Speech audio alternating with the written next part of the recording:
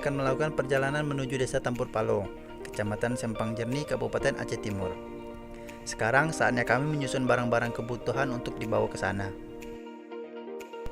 Setelah barang sudah disusun dan dirapikan, selanjutnya kami akan membawa barang keperluan menuju dermaga Sungai Babu, karena perjalanan kami kali ini akan menggunakan perahu bot.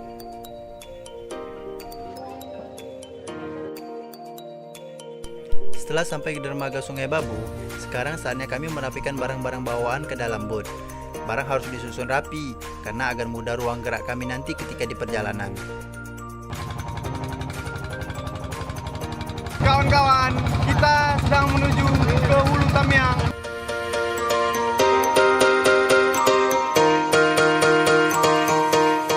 Perjalanan kami menyusuri Sungai Tamiang dimulai. Karena cuaca panas menyebabkan kondisi debit air menjadi surut, dan kami harus berhati-hati supaya perahu bot kami tidak kandas.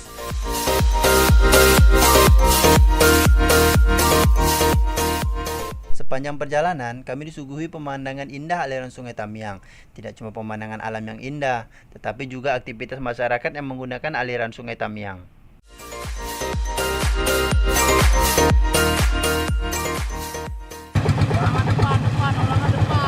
Hal yang kami takutkan pun terjadi. Bot kami kandas karena debit air surut dan muatan kami terlalu banyak. Terpaksa kami harus turun dan mendorong perahu bot kami ke arus sungai yang lebih dalam. Kawan, karena airnya kering ya, bot kami ke darat ya. Syukurlah bot kami hidup kembali dan bisa melanjutkan perjalanan. Ini kita sedang istirahat. Kita sudah di kawasan Batu Katak. Karena hari sudah hampir sore dan kami sudah mulai kelelahan, akhirnya kami memutuskan untuk beristirahat dan makan.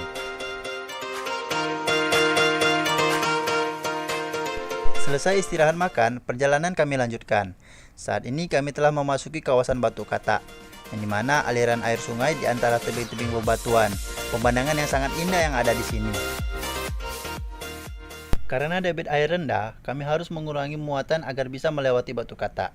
Sebagian anggota kami harus turun berjalan kaki ke pinggir-pinggir tebing. Sekarang kami sudah di Batu Katak. Inilah yang dinamakan orang-orang dengan Batu Katak, bebatuan besar yang bentuknya menyerupai katak. Banyak cerita rakyat mengenai Batu Katak ini, dan untuk melewati tempat ini pun harus memiliki keahlian khusus dalam mengendarai bot. Setelah berhasil melewati Batu Katak, selanjutnya kami menjemput anggota kami yang tadi turun untuk berjalan kaki. Setelah semuanya naik, saatnya melanjutkan perjalanan.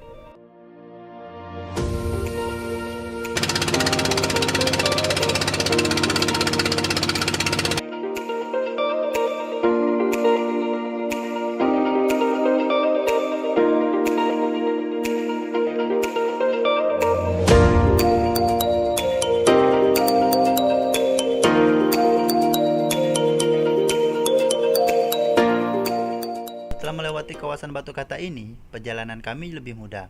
Dan sekarang kami sampai di kawasan Desa Melidi. Artinya tidak lama lagi kami akan sampai ke tujuan.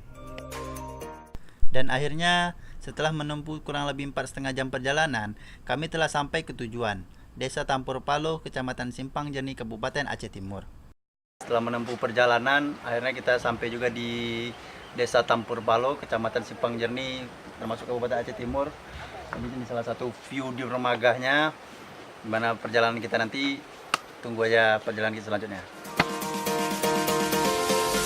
Lelah perjalanan pun terbayarkan dengan pemandangan yang indah yang kami dapatkan. Pemandangan perbukitan yang indah, di tengahnya mengalir air sungai yang jernih dan tidak terlalu dalam. Tak sabar rasanya ingin mandi.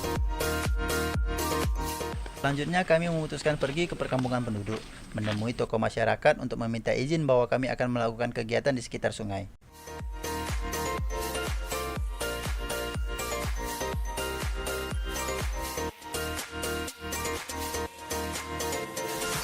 Setelah bertemu dan meminta izin kepada tokoh masyarakat, kami memutuskan untuk berkeliling kampung sejenak untuk melihat-lihat keadaan dan kebiasaan penduduk setempat. Selesai berkeliling, kami mencari tempat untuk membangun tenda dan persiapan untuk kami bermalam. Ternyata alam berkehendak lain, dan tadinya cuaca cerah, tiba-tiba hujan lebat beserta angin datang. Kami dipaksa untuk kembali ke dermaga karena takut air naik dan akhirnya kami memutuskan bermalam di dermaga. Ternyata betul kata orang-orang, setelah hujan badai selalu ada pemandangan yang indah. Perbukitan yang diselimuti awan, burung-burung yang berterbangan, dan suara alam yang masih asri.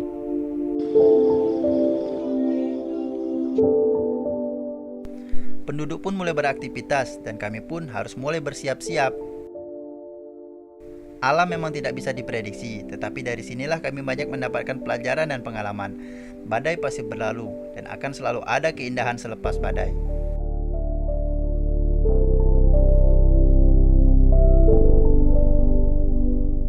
Setelah selesai bersiap-siap, kami akhirnya kembali ke tempat tenda kami malam tadi untuk mengambil sisa-sisa barang kami yang tertinggal. Dan kami memutuskan untuk pulang karena jika hujan datang lagi, debit air semakin tinggi dan ada kemungkinan kami tidak bisa pulang. Dari perjalanan ini kami banyak mendapatkan pelajaran bahwa kita memang mempunyai keahlian sendiri, tetapi di alam mereka yang terbiasa di sana yang lebih mengerti.